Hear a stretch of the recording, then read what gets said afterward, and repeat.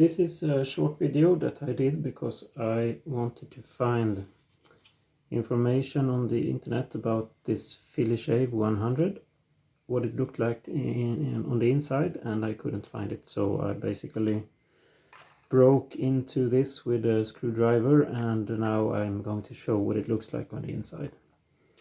So this is the on and off switch. And yeah, there is a screw here, so if we remove that one, this is what it looks like on the inside. So there is this plastic clips here that I apparently broke, but I think that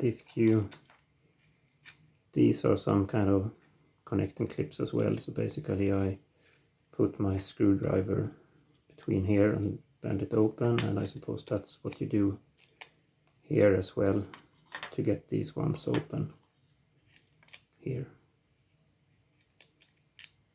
Yeah, and then it opens and you can see for yourself here that there are these clips, and yeah, I think basically that's it.